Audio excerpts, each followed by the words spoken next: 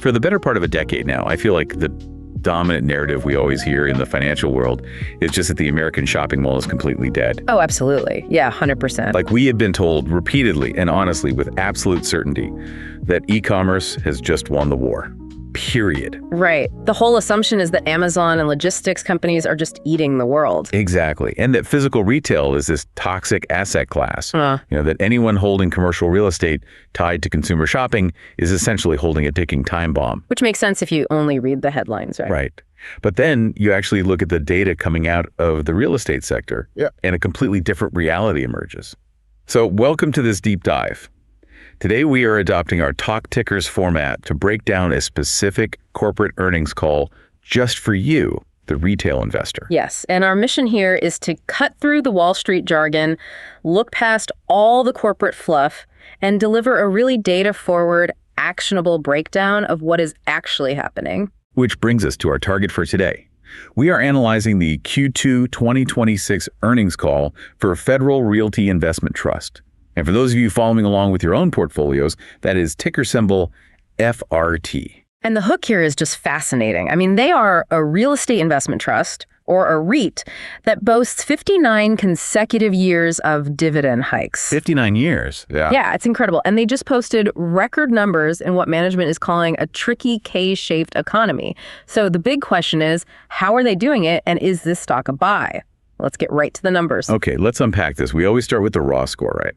How did FRT perform against Wall Street's expectations? Well, looking at the Q2 print, FRT reported what they call FFO of $1.88 per share for the second quarter. Right, which is a 7% year-over-year growth rate. And more importantly, it beat the midpoint of their own internal guidance by a full 3 cents. Exactly.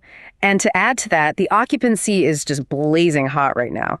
They reported being 93.9% leased and 92.3% occupied. Which, just to put that in perspective, these are levels the company hasn't seen since the peak of the real estate boom in 2007, right before the great financial crisis. Yeah, it completely flies in the face of the whole retail apocalypse theory we were just talking about. It really does. And then, as the cherry on top, the dividend was raised to $1.16 per quarter, which is $4.64 annually. Which cements their status as the only REIT in the market with that Dividend King designation. Okay, I want to jump in here and translate a piece of Wall Street jargon for you guys listening. Because we threw out the term FFO, and that's super important. Right, yeah, we need to clarify that. Because for a normal company, like Apple or Microsoft, we look at EPS or earnings per share. But for a REIT, we use FFO, which stands for funds from operations. Yes, exactly. The best way to think about it is, think of EPS like accounting for the on-paper depreciation of your house, right? Which, let's be honest, doesn't pay the bills. No, it doesn't. But FFO is the actual cash in your pocket from a rental property after you've actually collected the rent and paid the plumber.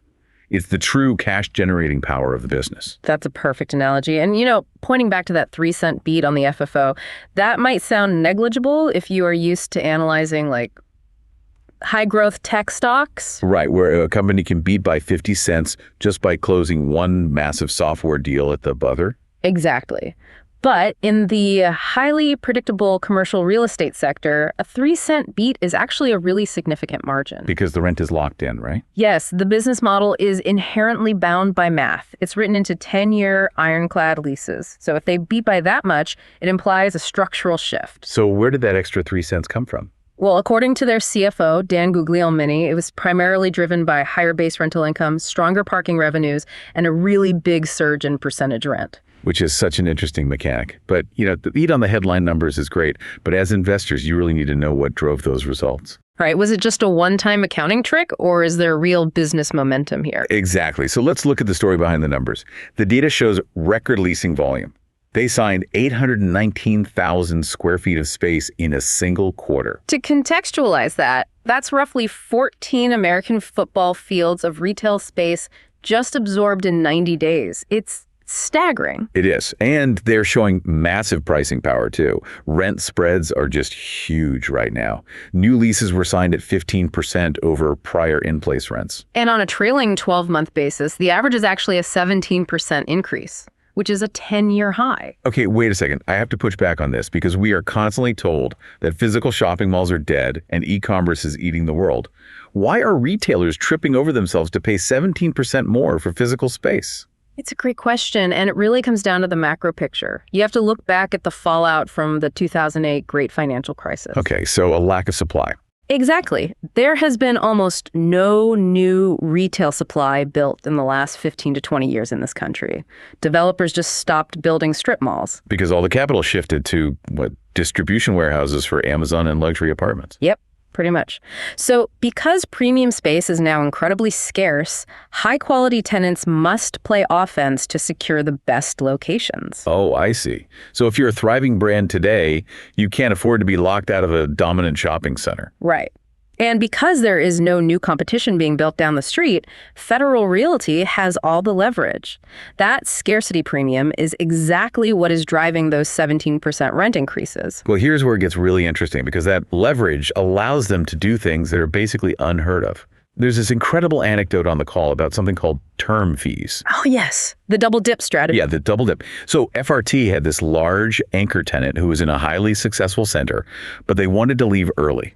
Like they just wanted to go dark and exit the geographic market entirely. Which is usually a nightmare for a landlord. A huge dark box kills foot traffic. Right. But because FRT's leases are totally ironclad and backed by corporate guarantees, the tenant couldn't just walk away. They were legally trapped. So they negotiated a buyout. Exactly. The exiting tenant actually paid FRT $3 million to tear up the contract, which CEO Don Wood noted was effectively 7 years of rent paid entirely up front. The time value of money on that is just wild. But wait, it gets better. They take the $3 million, get the keys back, and then immediately turn around and lease that exact same space to a better, more relevant tenant at a higher rental rate. Getting paid twice for the exact same square footage. It's brilliant. Don Wood actually laughed on the call. He said, the math works all day long. We're double dipping. And they've collected like $8.6 million in term fees just this year alone. It really shows how asset quality dictates terms. You can only pull that off if there's a line of retailers waiting to get into your property. Speaking of asset quality, I want to look at how they handle their physical spaces, specifically their execution at the Grossmont Shopping Center in San Diego. Oh, Grossmont is the perfect case study for their strategy. So they bought this massive center in 2021, and it had a classic problem. An aging, underperforming Macy's acting as an anchor. Right. And department stores are structurally obsolete today. They don't draw foot traffic anymore. They just sit there taking up a massive footprint. So FRT is booting the Macy's. They are spending $56 million on a complete redevelopment of that space. Which is a huge capital expenditure, especially with today's interest rates. But they're doing it to bring in 161,000 square foot Bass Pro Shops and a brand new AMC theater. Which completely changes the game. Bass Pro is experiential retail. It's a regional destination that will pull people in from hours away. Right, and the financial projection here is the key. They are targeting an incredible 10% incremental cash-on-cash yield on that $56 million investment. Just to explain that quickly, that means for every dollar they spend on construction, they expect to generate 10 cents of pure, permanent cash flow every single year. Which is double what they would get if they just bought a finished shopping center on the open market right now. Exactly. They're basically manufacturing value out of thin air by forcing out the dead weight and building an entertainment draw. So past performance is nice, the double dip is cool, Grossmont is exciting, but as we know, the stock market looks forward. What did management tell us to expect for the rest of 2026? Well, they actually raised their full-year FFO guidance. Yeah, they bumped it to a range of $7.48 to $7.56. Which, if you take the midpoint of $7.52, represents a really solid 6.5% growth from 2025. And they also expect the overall occupied rate to spike to the mid to upper 94% range by year end. Right, which is just incredibly strong for a mature REIT. But I'm looking at the quarterly breakdown here. Yeah. And management is guiding for Q3 to actually dip down to $1.82 to $1.86 Right. before it spikes back up in Q4 to over 91 cents. Yeah, it looks a little strange at first glance. If they're crushing it with record leasing and percentage rent, why the sudden dip in Q3? Are they hiding a problem? No, not at all. It's actually a concept called occupancy churn. The The dip isn't a weakness, it's just the messy middle of construction. The messy middle, I like that. Yeah, so think about the Grossmont project we just talked about. When Macy's vacates, they stop paying rent immediately. But Bass Pro Shops doesn't just move in the next day. Right. You can't collect rent while you're tearing down drywall and basically rebuilding the entire box to fit a giant aquarium or whatever Bass Pro needs. Exactly. It takes months. So Q3 is going to see some downtime across the portfolio as these older spaces are under construction. But then Q4 is when these massive anchor stores finally open their doors and start paying rent. Yes, the revenue turns back on, which is what will push that anchor occupancy above 98% by the end of the year. Okay, that makes total sense. Yeah. Now, there's a future catalyst I want to get into, which is management's densification strategy. Oh, this is the most exciting part of their long-term outlook. I mean, it's brilliant. FRT is allocating $400 million to build 800 residential apartment units. But they aren't buying land to do this. They are building them directly on top of their existing shopping center parking lots. It's a masterstroke. In traditional development, acquiring the land in places like Boston or Washington, D.C. is incredibly expensive. But because they already own the asphalt, the land cost is effectively zero. Exactly. Their basis is just the cost of construction, and then they get to charge premium luxury rents because residents can literally take an elevator down to a flagship grocery store or a boutique gym. And financially, it's a home run. Management said it will eventually add $27 million in new, pure operating income to the portfolio once stabilized. Not to mention, dropping 800 affluent households onto the property permanently spikes the foot traffic and sales for the retail tenants downstairs. Right, which drives up the percentage rent FRT collects. It's this perfect self-sustaining ecosystem. It really is. So what does this all mean? We've broken down the raw numbers, the story behind them, and management's future outlook. But what does this mean for your portfolio? Well, looking at the data, we are taking a definitively bullish position on FRT. Very bullish.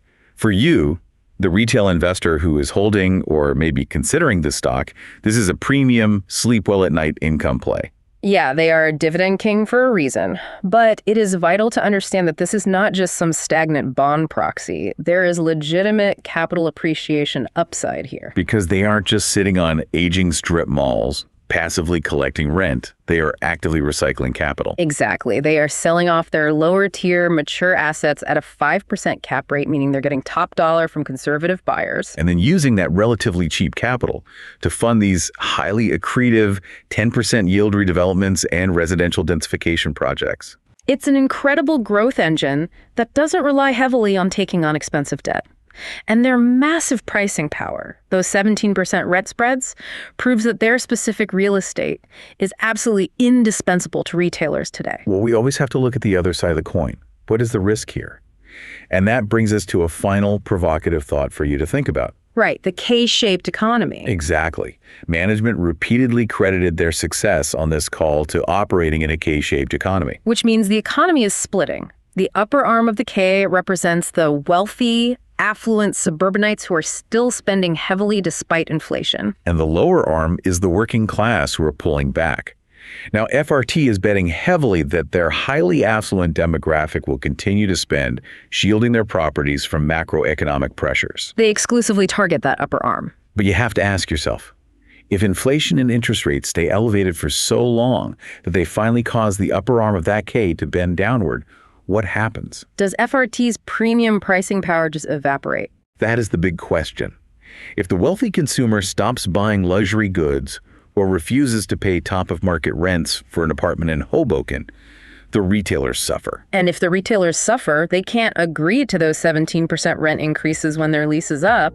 The leverage flips back to the tenant. Exactly. It's the primary risk factor you should monitor on their next earnings call.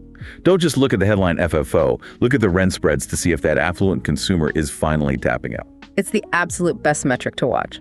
All right, well, that wraps up our deep dive for today. Thank you so much for joining us. And as always, keep questioning the numbers and looking past the headlines. We will catch you on the next Talk Tickers Breakdown.